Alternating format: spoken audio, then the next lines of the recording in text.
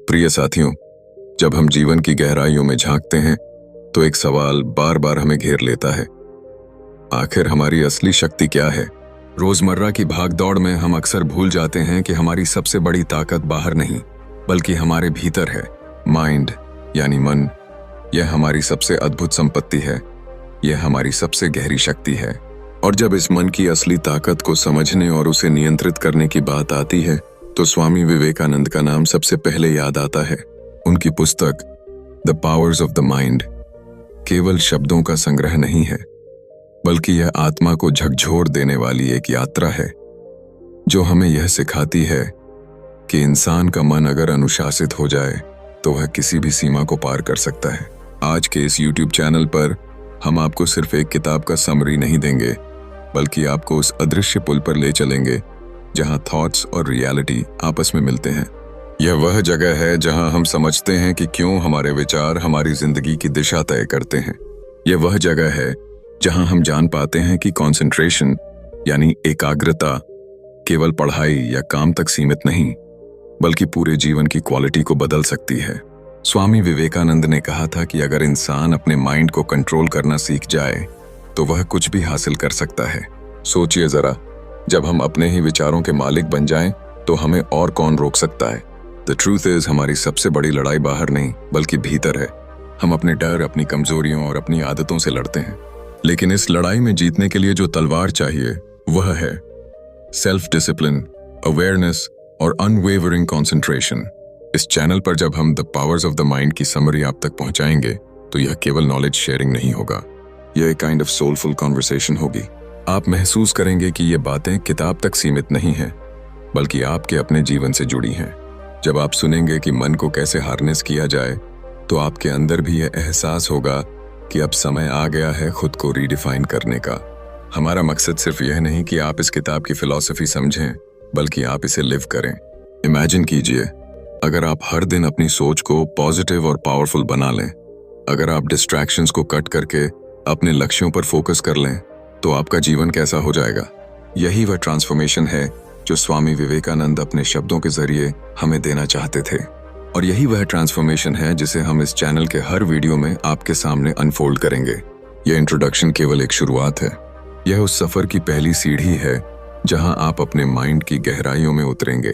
इस चैनल को बनाते समय मेरी एक ही इच्छा रही है कि हर व्यूअर, हर लिसनर जब यहां से जाए तो उसके भीतर कुछ बदल चुका हो। शायद वह ज्यादा इंस्पायर्ड हो, शायद थोड़ा शांत, शायद थोड़ा डिटर्मिन्ड, लेकिन सबसे जरूरी अपने मन की शक्ति को पहचानने के लिए तैयार, क्योंकि अंततः यही तो असली फ्रीडम है। जब आप जान जाते हैं कि आपकी जिंदगी आपके हाथ में है, आपके विचारों में है, कोई और नहीं, कोई बाहर की ताकत नहीं, बल्कि आपका माइंड ही आपका सबसे बड़ा क्रिएटर है। और स्वामी विवेकानंद की यह पुस्तक हमें इसी अल्टीमेट ट्रूथ की ओर ले जाती है। चैप्टर 1, माइंड और कंसंट्रेशन। मनुष्य का जीवन उसी दिशा में आगे बढ़ता है जिस दिशा में उसका मन जाता है। जरा सोचिए, जब हम पढ़ाई कर रहे होते हैं और बार बार ध्यान भटक जाता है तब कैसा लगता है? किताब हमारे सामने खुली रहती है, आंखें शब्दों पर टिकी होती हैं, लेकिन दिमाग कहीं और भाग रहा होता है, कभी भविष्य की चिंता में, कभी अतीत की यादों में। यह अनुभव हर इंसान ने किया है।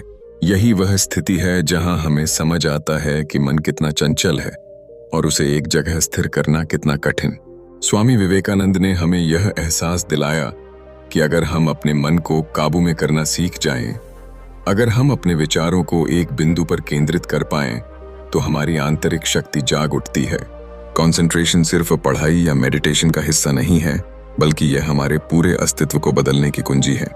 जिस इंसान ने एकाग्रता सीख ली, उसने जीवन की आधी जंग जीत ली। आपने देखा होगा, छोटे बच्चे जब खेलों में डूब जाते हैं तो उनके चारों तरफ की दुनिया जैसे गायब हो जाती है। वे घंटों तक एक ही चीज पर ध्यान लगाए रहते हैं। यही नेचुरल कंसंट्रेशन है। लेकिन जैसे जैसे हम बड़े होते जाते हैं, हमारा मन हजारों ख्यालों में बंट जाता है। एक ही समय में इतने विचार आते हैं कि किसी एक पर टिकना मुश्किल हो जाता है। यही बिखराव हमें कमजोर बनाता है। विवेकानंद हमें सिखाते हैं कि मन को हार्नेस करना यानी उसे प्रशिक्षित करना उतना ही जरूरी है जितना शरीर को। जैसे एक वाइल्ड हॉर्स को काबू में लाने के लिए अभ्यास और धैर्य चाहिए, वैसे ही माइंड को कंसंट्रेट करने के लिए निरंतर अभ्यास की आवश्यकता है। जब मन को आप कंट्रोल कर लेते हैं तब दुनिया की कोई भी शक्ति आपको रोक नहीं सकती। यहाँ एक छोटी सी कहानी याद आती है। एक विद्यार्थी स्वामी विवेकानंद से मिलने आया और बोला, मुझे कंसंट्रेशन नहीं होता, मैं क्या करूं? स्वामी जी ने उसे बगीचे में ले जाकर कहा, उस पेड़ को ध्यान से देखो। लड़के ने पेड़ देखा लेकिन कुछ मिनटों में ही उसका ध्यान भटक गया। तब स्वामी जी ने समझाया कि मन को केंद्रित करने की कला धीरे धीरे आती है। जैसे आप मसल्स को एक्सरसाइज से स्ट्रांग बनाते हैं, वैसे ही मन को भी रोज रोज के अभ्यास से मजबूत बनाया जा सकता है। कंसंट्रेशन वह शक्ति है जिससे असंभव भी संभव हो जाता है। आप किसी वैज्ञानिक को देखिए जिसने सालों तक एक ही समस्या पर ध्यान केंद्रित करके नई खोज कर डाली। आप किसी म्यूजिशियन को देखिए जिसने हर स्वर पर घंटों अभ्यास करके दुनिया को मोहित कर लिया। इन सब की सफलता का राज यही है कि उन्होंने अपने माइंड को एकाग्र करना सीख लिया। जब मन बिखरा होता है तब हमारी ऊर्जा व्यर्थ चली जाती है।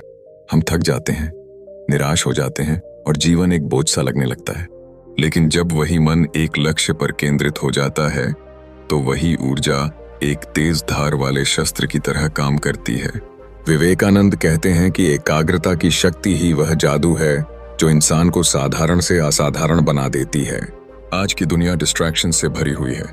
Notifications, social media, endless scrolling, हर तरफ कुछ न कुछ हमारा ध्यान खींच रहा है। लेकिन जिस दिन हम यह तय कर लें कि हमें इन सब से ऊपर उठकर अपने लक्ष्य पर ध्यान लगाना है, उसी दिन ट्रांसफॉर्मेशन शुरू हो जाता है। यही विवेकानंद का संदेश है, be master of your own mind. मन और एकाग्रता का रिश्ता वही है जो दीपक और उसकी लौ का है, जब हवा में हलचल होती है। लॉ चैप्टर 2, विल पावर, इच्छा शक्ति। कभी आपने सोचा है कि एक साधारण इंसान और एक असाधारण इंसान में फर्क क्या होता है? दोनों के पास 2 हाथ, 2 पैर, एक दिमाग और एक जैसा जीवन होता है। फिर भी कोई साधारण सा व्यक्ति जिंदगी की सीमाओं में बंधा रह जाता है और कोई दुनिया को हिला देने वाला काम कर जाता है। इसका उत्तर बहुत सरल है लेकिन उतना ही गहरा भी। विल पावर यानी इच्छा शक्ति। स्वामी विवेकानंद ने कहा था कि अगर इंसान के पास अटूट इच्छा शक्ति है तो वह पर्वत को भी हिला सकता है। सोचिए, यह कितनी बड़ी बात है। हम अक्सर मानते हैं कि हमारी परिस्थितियां, हमारी किस्मत या हमारे आसपास का वातावरण हमारी जिंदगी तय करता है। लेकिन सच यह है कि ये सब केवल बहाने हैं। असली शक्ति हमारे भीतर है। एक छोटे से उदाहरण पर गौर कीजिए। एक छात्र है जिसके पास ज्यादा साधन नहीं है, किताबें पुरानी हैं, स्कूल जाने का रास्ता लंबा है और घर की जिम्मेदारियां भी उस पर हैं। फिर भी वही छात्र एक दिन सबसे बड़े कॉम्पिटिटिव एग्जाम को पास कर लेता है। यह कैसे संभव हुआ? उसके पास रिसोर्सेज नहीं थे, लेकिन उसके पास जो था वही सबसे बड़ी ताकत थी, उसकी विल पावर। उसने यह तय कर लिया था कि चाहे परिस्थितियां कैसी भी हों, वह हार नहीं मानेगा। यही इच्छा शक्ति उसके लिए रास्ते खोलती चली गई। इच्छा शक्ति का मतलब केवल किसी काम को शुरू करना नहीं है, बल्कि अंत तक टिके रहना है। लाइफ में हम सबके पास गोल्स होते हैं, सपने होते हैं, लेकिन बहुत कम लोग होते हैं जो उन सपनों के लिए निरंतर संघर्ष करते हैं। जब कठिनाई आती है, जब राहें अंधेरी लगती हैं, तब अधिकतर लोग हार मान लेते हैं। वहीं जिनके भीतर अटूट विल पावर होती है, वे वही लोग होते हैं जो इतिहास में अपना नाम छोड़ जाते हैं। स्वामी विवेकानंद हमें यह सिखाते हैं कि मन को बार बार प्रशिक्षित करना पड़ता है। इच्छा शक्ति कोई जन्मजात गुण नहीं है, यह अभ्यास से पैदा होती है। ठीक वैसे ही जैसे मसल्स को जिम में एक्सरसाइज करके मजबूत बनाया जाता है, वैसे ही विल पावर को भी निरंतर प्रयासों से मजबूत बनाया जा सकता है। जब आप रोज खुद को डिसिप्लिन करते हैं, जब आप डिस्ट्रैक्शन से बचते हैं और अपने लक्ष्य की ओर पूरी एनर्जी लगाते हैं, तो आपका मन धीरे धीरे स्टील जैसा मजबूत हो जाता है। कभी कभी हमें लगता है कि हम थक गए हैं, अब और नहीं कर सकते, लेकिन सच यह है कि हमारे भीतर की शक्ति लिमिटलेस है। जरा सोचिए, जब कोई खिलाड़ी मैराथन दौड़ता है और बीच में उसका शरीर जवाब देने लगता है, फिर भी वह मंजिल तक पहुंचता है। क्या यह सिर्फ शरीर की ताकत है? नहीं, यह उसकी इच्छा शक्ति है जो उसे गिरने नहीं देती। और यही बात हर इंसान पर लागू होती है। विल पावर का सबसे बड़ा जादू यह है कि यह धीरे धीरे आपको खुद पर विश्वास करना सिखाती है। जब आप एक छोटा सा लक्ष्य भी पूरा कर लेते हैं, तो आपके भीतर यह आवाज उठती है कि yes, I can do it. और यही आवाज आगे जाकर आपको असंभव को संभव बनाने की शक्ति देती है। इस जीवन में सबसे बड़ी त्रासदी यह नहीं कि इंसान असफल हो गया, बल्कि यह है कि उसने कोशिश ही नहीं की। विल पावर वही चिंगारी है जो हमें कोशिश करने के लिए प्रेरित करती है। बार बार गिरने के बाद भी उठने के लिए मजबूर करती है। तो दोस्तों, याद रखिए, इच्छा शक्ति कोई साधारण गुण नहीं है, यह आपकी जिंदगी का स्टीयरिंग व्हील है। अगर इसे मजबूती से पकड़ लिया जाए तो कोई भी तूफान आपको आपकी मंजिल से दूर नहीं कर सकता। स्वामी विवेकानंदा के शब्द हमें यही सिखाते हैं कि जब इंसान अपने मन की गहराई से मैं कर सकता हूं कह देता है तो दुनिया की कोई ताकत उसे रोक नहीं सकती। चैप्टर 3, मन की शुद्धता। जब इंसान सुबह सुबह किसी शांत नदी के किनारे खड़ा होता है और अपने चेहरे पर ठंडी हवा का स्पर्श महसूस करता है तो भीतर कहीं एक अजीब सी ताजगी जन्म लेती है।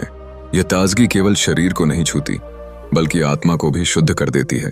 स्वामी विवेकानंद ने कहा था कि मन की असली शक्ति तभी प्रकट होती है जब वह शुद्ध और पारदर्शी हो, जैसे एक साफ दर्पण। सोचिए, अगर दर्पण पर धूल जम जाए तो उसमें चेहरा धुंधला दिखाई देगा। ठीक उसी तरह अगर हमारे मन पर लालच, ईर्ष्या, क्रोध और स्वार्थ की धूल जम जाए तो हमारा जीवन भी धुंधला हो जाता है। जब एक बच्चा मासूम मुस्कान के साथ किसी अनजान को देखता है तो उसके मन में न ईर्ष्या होती है, न छल, न कोई छिपा हुआ स्वार्थ। उसका मन निर्मल जल की तरह होता है। लेकिन जैसे जैसे इंसान बड़ा होता है, समाज की परतें, डर और अपेक्षाएं उस शुद्ध जल को गंदला करने लगती हैं। विवेकानंद हमें याद दिलाते हैं कि यह गंदगी स्थायी नहीं है, इसे हटाया जा सकता है। कभी आपने गौर किया है कि जब आप किसी के लिए बिना स्वार्थ के कुछ अच्छा करते हैं तो भीतर एक अजीब सी शांति मिलती है। यह वही क्षण है जब आपका मन शुद्ध होता है। मन की शुद्धता का संबंध केवल धर्म या पूजा से नहीं बल्कि हर उस पल से है जहां हम अपने भीतर की संकीर्णताओं को छोड़ देते हैं। यह ठीक वैसा ही है जैसे कोई व्यक्ति लंबे समय तक अंधेरे कमरे में रहे और अचानक पर्दा हटाकर धूप को भीतर आने दे। रोशनी हमेशा बाहर थी, बस हमारे अपने पर्दे रास्ता रोक रहे थे। विवेकानंद का कहना था कि अगर हम अपने मन को साफ नहीं करेंगे तो कंसंट्रेशन और विल पावर जैसी शक्तियां कभी स्थायी रूप से हमारे पास नहीं आ सकती। एक गंदले तालाब में अगर पत्थर फेंको तो लहरें फैल जाती हैं और गहराई देखना असंभव हो जाता है, पर वही तालाब जब शांत और स्वच्छ हो तो उसकी तह तक झांका जा सकता है। इसी तरह मन जब शुद्ध हो जाता है तो आत्मा की गहराई दिखाई देने लगती है। एक साधारण सी कहानी इस सत्य को और स्पष्ट करती है। एक गांव में दो मित्र रहते थे। एक का मन हमेशा दूसरों की मदद करने में लगा रहता और दूसरा केवल अपनी भलाई सोचता। समय बीता, दोनों को कठिनाइयां आईं, लेकिन पहला मित्र, जिसकी आदत थी दूसरों का भला करने की, हमेशा शांत और संतुष्ट रहा। दूसरे को कभी संतोष न मिला, वह हमेशा बेचैन रहा। असली अंतर उनके कर्मों में नहीं बल्कि उनके मन की स्थिति में था। एक का मन शुद्ध था और शुद्ध मन ने उसे शक्ति दी। आज के समय में भी यही सच है। हम टेक्नोलॉजी से घिरे हुए हैं, हमारी जिंदगी स्पीड और डेडलाइन से चलती है, लेकिन अगर हमारे भीतर का मन ही गंदला है तो सारी उपलब्धियां अधूरी लगेंगी। और अगर मन शांत और शुद्ध है तो छोटे से छोटे कार्य में भी आनंद महसूस होगा। यही इनर प्योरिटी हमें दूसरों के साथ जोड़ती है। यही हमें प्रेम, करुणा और सच्चे साहस की ओर ले जाती है। मन की शुद्धता कोई दार्शनिक विचार नहीं बल्कि प्रैक्टिकल रियलिटी है। यह हमें ट्रांसफॉर्म करती है, हमारे संबंधों को हील करती है और हमें अपने हाईएस्ट पोटेंशियल तक पहुंचने का मार्ग दिखाती है। यही वह शक्ति है जो ऑर्डिनरी इंसान को एक्स्ट्रॉर्डिनरी बना देती है और यही वह ट्रेजर है जिसे पाने के लिए विवेकानंद हमें प्रेरित करते हैं। Chapter 4, control of mind. कभी आपने गौर किया है कि इंसान का मन कितना बेचैन होता है? जैसे एक चंचल बंदर जो कभी एक डाल से दूसरी डाल पर कूदता है, कभी किसी फल की ओर दौड़ता है तो कभी अचानक किसी आवाज पर उछल जाता है। हमारा मन भी वैसा ही है। एक पल वह भविष्य की चिंता में उलझ जाता है तो अगले ही पल अतीत की किसी याद में डूब जाता है, और इस बीच वर्तमान यानी वही क्षण जिसे जीना सबसे जरूरी है, वह हमसे फिसल जाता है। स्वामी विवेकानंद ने मन की इस चंचलता को हमारी सबसे बड़ी चुनौती बताया। उन्होंने कहा कि इंसान की असली ताकत बाहर की चीजों में नहीं बल्कि अपने मन को वश में करने में है। अगर मन पर नियंत्रण नहीं है तो सारी विद्या, सारी दौलत और सारी उपलब्धियां अधूरी रह जाती हैं। जरा सोचिए, अगर एक सैनिक के हाथ में हथियार तो हो लेकिन उसका निशाना स्थिर न हो तो वह हथियार उसके किस काम आएगा? उसी तरह अगर हमारा माइंड डिसिप्लिन में न हो तो हमारी सारी क्षमताएं बिखर जाती हैं। जीवन में हर इंसान यह महसूस करता है कि जितनी बड़ी बाधाएं बाहर नहीं होती, उससे कहीं बड़ी बाधाएं हमारे भीतर होती हैं। हम बार बार सोचते हैं कि दुनिया हमें रोक रही है, परिस्थितियां कठिन हैं, लोग हमारे खिलाफ हैं, लेकिन सच यह है कि सबसे बड़ी रुकावट हमारे ही अनकंट्रोल्ड थॉट्स हैं। जब मन बेकाबू होता है तो वह हमें हजारों दिशाओं में घसीट ले जाता है, कभी डर, कभी गुस्सा, कभी असुरक्षा, और हम थक कर सोचने लगते हैं कि जिंदगी इतनी मुश्किल क्यों है। लेकिन जब मन को कंट्रोल करना सीख लिया जाए तो वही मन हमारी सबसे बड़ी ताकत बन जाता है। इमेजिन कीजिए, अगर आपका माइंड काम और फोकस्ड हो जाए, अगर वह हर डिस्ट्रैक्शन को इग्नोर कर सके, तो आप कितने पावरफुल हो जाएंगे। जैसे एक नदी अगर इधर उधर फैल जाए तो सिर्फ कीचड़ और गंदगी फैलाती है, लेकिन वही नदी अगर एक धारा में बहती रहे तो बिजली बना सकती है, शहरों को रोशन कर सकती है।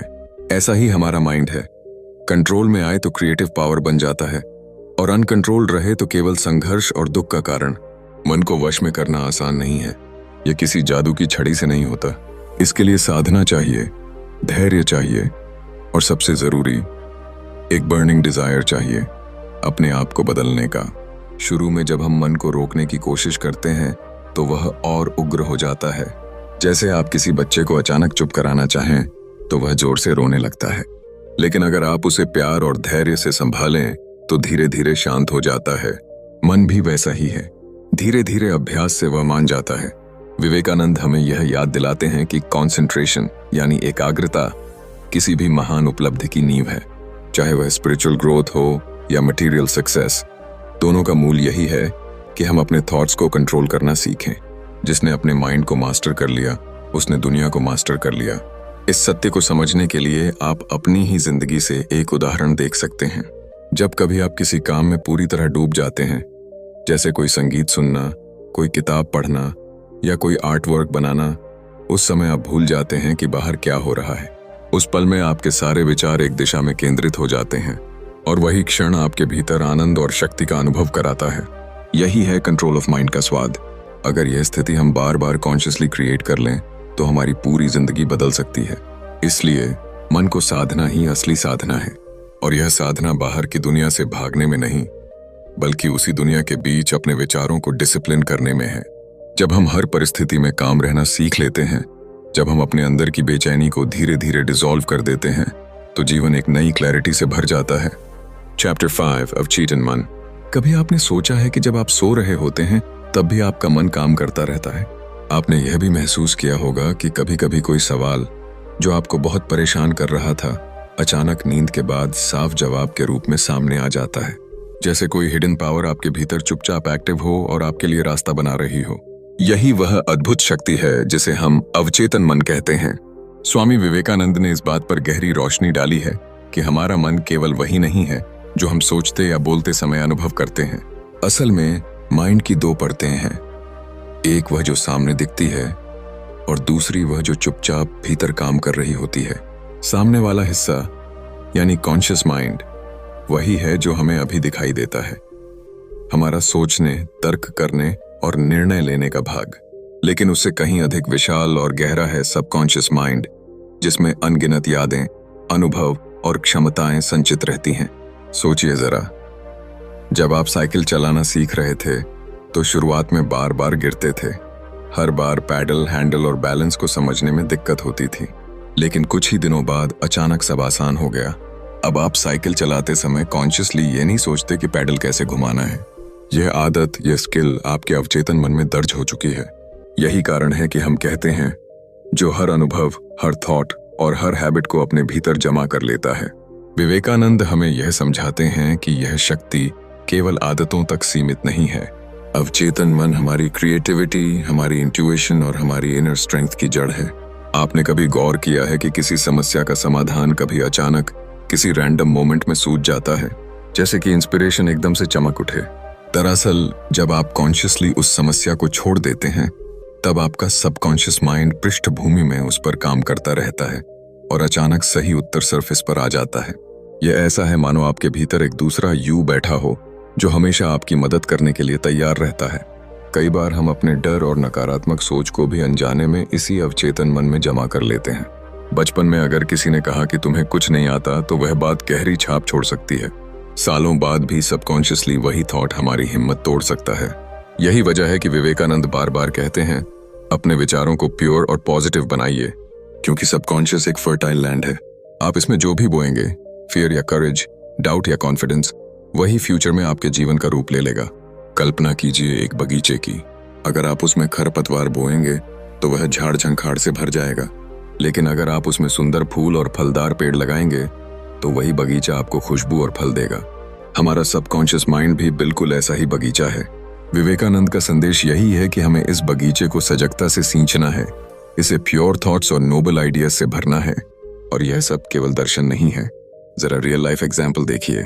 जब कोई कलाकार पेंटिंग करता है या कोई म्यूजिशियन धुन बनाता है तो वह हर स्ट्रोक या हर नोट को दिमाग से नहीं गढ़ता।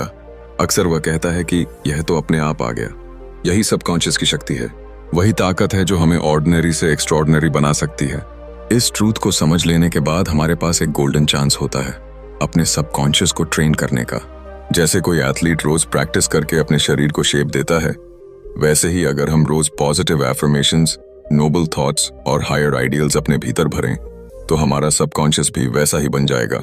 और जब सबकॉन्शियस बदलता है तो पूरी पर्सनालिटी ट्रांसफॉर्म हो जाती है। यही वह संदेश है जो विवेकानंद हमें देते हैं कि हमारे भीतर छिपा यह साइलेंट पावर, यह सबकॉन्शियस कोई साधारण चीज नहीं है। यह वह अदृश्य शक्ति है जो हमारे सपनों को हकीकत में बदल सकती है अगर हम इसे सही डायरेक्शन दें। और डायरेक्शन देने का एक ही तरीका है, अपने विचारों की पवित्रता और अपनी इच्छा शक्ति की क्लैरिटी। चैप्टर 6, प्रत्यक्ष और आभास। जब इंसान जीवन को समझने की कोशिश करता है तो सबसे बड़ा सवाल सामने खड़ा हो जाता है, जो मैं देख रहा हूं क्या वही सच है? हमारी आंखें जो दिखाती हैं, हमारे कान जो सुनते हैं, हमारी इंद्रियां जो महसूस करती हैं, क्या वही अंतिम सत्य है? या फिर यह सब केवल एक आभास है, एक इल्यूजन जो हमें किसी गहरी सच्चाई से भटका रहा है? सोचिए, जब कोई बच्चा पहली बार दर्पण में खुद को देखता है तो वह समझ नहीं पाता कि सामने जो है वह कौन है। उसे लगता है कि यह कोई दूसरा बच्चा है। धीरे धीरे उसे एहसास होता है कि यह तो उसका ही प्रतिबिंब है। यही तो जीवन की शुरुआत से हमारी कहानी रही है। हम प्रत्यक्ष को ही सत्य मान लेते हैं, लेकिन असल में वह केवल एक परछाई होती है। स्वामी विवेकानंद ने इसी गहरे रहस्य को उजागर किया। हमारी आंखें केवल कुछ हद तक देख सकती हैं, हमारे कान केवल कुछ हद तक सुन सकते हैं। यदि हम केवल इन पर भरोसा करेंगे तो कभी भी पूरी सच्चाई तक नहीं पहुंच पाएंगे। उदाहरण के लिए, जब सूरज डूबता हुआ दिखता है तो हमें लगता है कि वह धरती के किनारे में जा रहा है, लेकिन विज्ञान हमें बताता है कि यह सिर्फ इल्यूजन है। वास्तव में धरती घूम रही है। तो फिर सवाल यह उठता है, क्या हमारी पूरी जिंदगी ऐसे ही इल्यूजन से भरी हुई है? इस सत्य को समझना आसान नहीं, लेकिन यदि हम ध्यान से देखें तो पाएंगे कि हमारी अधिकतर परेशानियां, हमारे डर, हमारी चिंताएं भी इसी आभास से पैदा होती हैं। मान लीजिए किसी व्यक्ति को लगता है कि लोग उसे पसंद नहीं करते। यह सोचकर वह अकेला महसूस करता है, लेकिन अक्सर यह केवल उसके मन का इल्यूजन होता है। वास्तविकता यह है कि लोग उतना ध्यान ही नहीं दे रहे जितना वह सोचता है। ऐसे ही हम अपनी कल्पनाओं में उलझे रहते हैं और उन्हें प्रत्यक्ष मानकर जीवन को कठिन बना देते हैं। पर विवेकानंद हमें एक और गहरा लेसन देते हैं। वह कहते हैं कि प्रत्यक्ष भी आवश्यक है, क्योंकि यह हमारी यात्रा की पहली सीढ़ी है। हम जो देखते हैं वह हमें सीखने और अनुभव करने का अवसर देता है, लेकिन रुकना वहां नहीं है। हमें प्रत्यक्ष से आगे जाना है, इल्यूजन से ट्रूथ की ओर बढ़ना है। और यह संभव होता है जब हम माइंड को डिसिप्लिन करते हैं, जब हम अपने विचारों को शांत करके भीतर झांकते हैं। तब हमें पता चलता है कि दुनिया के सारे रंग रूप, सारी ध्वनियां, सारी संवेदनाएं केवल बाहरी परत हैं। असली शक्ति भीतर की है, जो इन सबको देख भी रही है और महसूस भी कर रही है। इस बात को समझने के लिए एक छोटा सा उदाहरण लीजिए। रात में आप सपना देखते हैं। सपने में कभी आप उड़ रहे होते हैं, कभी गिर रहे होते हैं, कभी किसी अजनबी जगह पर पहुंच जाते हैं। उस समय सब कुछ इतना वास्तविक लगता है कि दिल की धड़कन भी तेज हो जाती है। लेकिन जैसे ही सुबह होती है, आप हंसते हैं और कहते हैं, यह तो सपना था, ये वो। ठीक उसी तरह जब हम अपने मन की गहराइयों को पहचान लेते हैं तो हमें एहसास होता है कि बहुत सी चीजें जिनके लिए हम चिंता करते थे, दरअसल केवल एक सपना थी, एक इल्यूजन थी। और यहीं पर सबसे बड़ा फ्रीडम छिपा है। जब हम समझ जाते हैं कि प्रत्यक्ष और आभास में फर्क करना जरूरी है, तो हम बाहरी दुनिया से उतना प्रभावित नहीं होते। आलोचना हमें उतना चोट नहीं देती, असफलता हमें तोड़ नहीं पाती और प्रशंसा हमें अंधा नहीं कर पाती, क्योंकि तब हमें यह एहसास होता है कि यह सब अस्थायी है चेंजिंग है। असली स्थिरता हमारे भीतर है। स्वामी विवेकानंद का यह संदेश केवल दार्शनिक विचार नहीं है, यह एक प्रैक्टिकल टूल है। जब अगली बार आप जीवन में किसी मुश्किल का सामना करें तो खुद से पूछिए, क्या यह वास्तविक है या केवल मेरा परसेप्शन है? क्या मैं सही देख रहा हूं या केवल अपने माइंड के इल्यूजन में फंसा हूं? इस सिंपल सी अवेयरनेस से आप पाएंगे कि बहुत सी समस्याएं धुंध की तरह गायब हो जाती हैं। चैप्टर 7, व्यावहारिक उपयोगिता। किसी भी इंसान की सबसे बड़ी ताकत सिर्फ उसका शरीर नहीं होता। शरीर कितना भी मजबूत क्यों ना हो, अगर मन भटका हुआ है तो जीवन दिशाहीन हो जाता है। लेकिन जब वही मन अनुशासित होकर एक जगह ठहरना सीख ले तो वही इंसान असंभव को संभव बना सकता है। सोचिए, एक साधारण किसान अपने खेत में बीज बोता है। मिट्टी, पानी और धूप तो हर किसी को मिलती है, लेकिन जो फर्क लाता है वह है किसान का धैर्य और उसका ध्यान। वह बीज को नर्चर करता है, उसकी देखभाल करता है और धीरे धीरे वही छोटा सा बीज एक विशाल वृक्ष में बदल जाता है। यही तो मन की व्यावहारिक शक्ति है। जब हम अपने विचारों को सही दिशा में सींचते हैं तो वे धीरे धीरे हमारी जिंदगी की वास्तविकता में बदल जाते हैं। स्वामी विवेकानंद ने हमेशा कहा कि मन केवल सोचने के लिए नहीं है, बल्कि क्रिएट करने के लिए है। इमेजिन कीजिए, अगर हम अपनी सोच को केवल सपनों तक सीमित रखें और उसे कभी एक्शन में न बदलें तो वह सोच धीरे धीरे फेड हो जाएगी। लेकिन अगर वही सोच हमारी प्रैक्टिस का हिस्सा बन जाए तो वह संसार बदलने की ताकत रखती है। किसी छात्र के जीवन को देख लीजिए। अगर वह रोज सिर्फ सपने देखे कि एक दिन वह बड़ा साइंटिस्ट बनेगा तो उसका सपना अधूरा रह जाएगा। लेकिन जब वह दिन प्रतिदिन अपने माइंड को डिसिप्लिन करता है, डिस्ट्रैक्शंस को कंट्रोल करता है और लगातार मेहनत करता है, तब उसका सपना हकीकत में बदलता है। यही मन की शक्ति की असली व्यावहारिकता है। हमारे जीवन में बहुत सी सिचुएशंस आती हैं जहां हम हार मानने के कगार पर पहुंच जाते हैं। कोई बिजनेस बार बार असफल हो रहा हो या कोई रिलेशन टूटने की कगार पर हो, ऐसे में सबसे पहले मन ही टूटता है। लेकिन अगर उसी वक्त हम अपने माइंड को याद दिलाएं कि हर असफलता दरअसल एक लेसन है, हर गिरना एक नए उठने की शुरुआत है, तो यह सोच हमें ताकत देती है। यही मन की प्रैक्टिकल यूटिलिटी है। यह हमें गिरने पर उठना सिखाती है, अंधेरे में रास्ता दिखाती है और निराशा को नई आशा में बदल देती है। कई बार लोग सोचते हैं कि स्पिरिचुअलिटी और प्रैक्टिकलिटी दो अलग बातें हैं, लेकिन विवेकानंद हमें यह समझाते हैं कि असली प्रैक्टिकलिटी तभी आती है जब आपका माइंड ट्रेन्ड हो। कंसंट्रेशन सिर्फ ध्यान लगाने की टेक्निक नहीं है, बल्कि यह एवरीडे लाइफ का सबसे पावरफुल टूल है।